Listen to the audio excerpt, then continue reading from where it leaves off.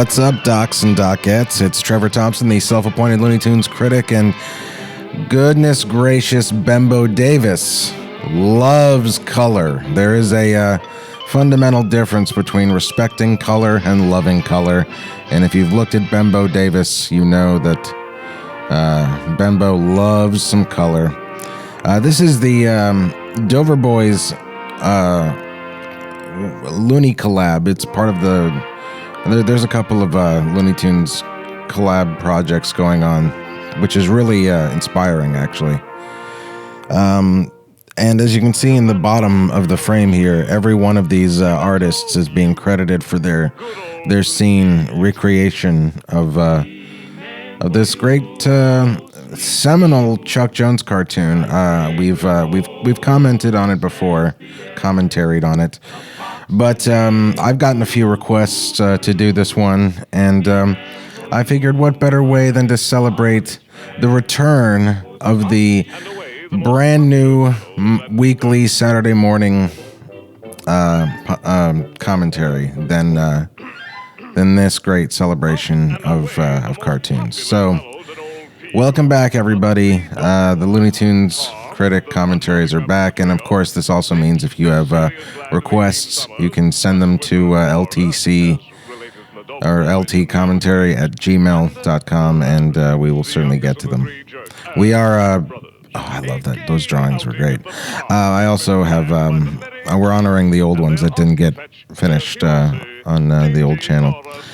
I love most of these. I don't really want to say the ones that I don't like, but you'll see them. You know, I'm not a big fan of Scooby-Doo, but boy, Nico! I didn't know Nico did this. I know Nico. All this stuff is great. This is respecting color. This is not loving color. This is all respecting color. I like this weird, that VHS font and claymation. You gotta love anybody that has the time to do stop motion. These are going by so fast, it's hard to comment on how brilliant all of these are, especially this one. I love this one. This one takes me back to a time when I was really fat and rolled around. And look at this stuff, you guys. It's so hard to really...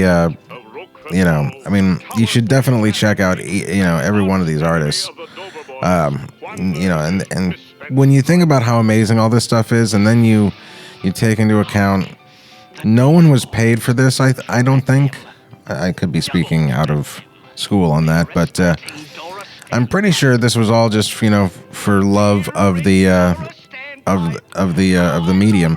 The other thing that's great to note is that as many jumps, oh, that's so beautiful, in style, one of the things that they can't really get around, and in fact no one really wants to get around, is the smear drawings and the staging. The smear drawings and the staging of this cartoon are so, they're so of this cartoon, really. Oh, look how beautiful that is. That most people want to pay tribute, but even if you're not trying directly to pay tribute to the staging, you still have to follow the audio of the original cartoon, which kind of demands a certain kind of staging and drawing style.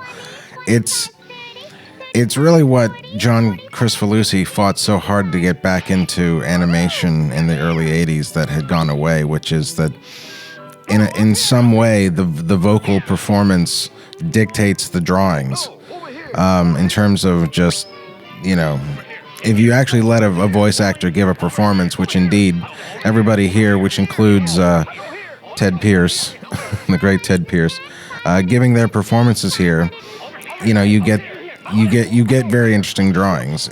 You kind of have to in order to honor it. And I remember Kricfalusi having to really struggle in the early 80s. He said to get the layout. That's so brilliant. And the layout guy, the character layout guy, to actually hear the vocal performances to figure out how it should look. And as great, and that's such a great theory. The idea of the clothes just jumping onto the character, I love that. But every one of these things kind of, they still have to follow this audio, so you get a very pronounced performance. This is so beautiful. Evan Animations, you are amazing. But even though these great styles are I'm just repeating myself. I'm sorry. I love this style here. How to treat women as objects, I think is what it said. And again, smear drawings too. This cartoon pretty much invented smear drawings. And smear drawings are a staple of the industry now. So in a weird way, it's really nice to see everybody also doing their own take on the smear drawings. Which, of course, if you don't know, smear drawings are these 2 or 3 frames each, where to go from one movement to another, it literally looks like the more anime stuff. It literally looks like the matter of the character, like there is swooshing and smearing. Oh, this is so brilliant. This guy, girl, person, Lozo's cartoons. I love this. This is so. There's so much talent. See the way her hands are moving. All that is smear drawings.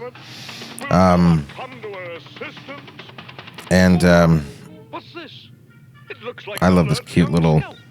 That's a really great homage to Chuck in a weird way. But yeah, a lot of you had requested that I do this. I love that he turns into the characters and this this because I'm very critical of modern animation, and there's so much passion for this cartoon inherent in these recreations. And it just goes to show you the one thing that was true back in the early 40s when this was made that is true today, which is that if you get artists together and you just leave them alone, this is the same artist from before, by the way. It's a cutback.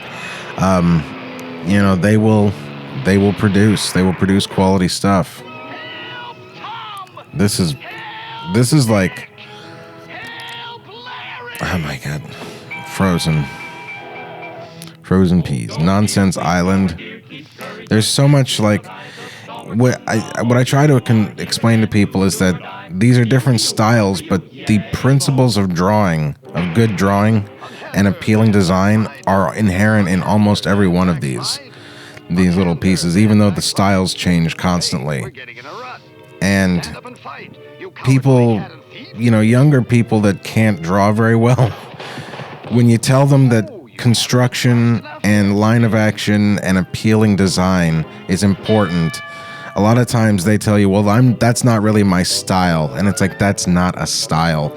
Every one of these is a different style, but pretty much all of them have appealing design, good construction, and line of action. It's brilliant. This is brilliant. Please, the internet, make more of this, and I'll see you guys next week.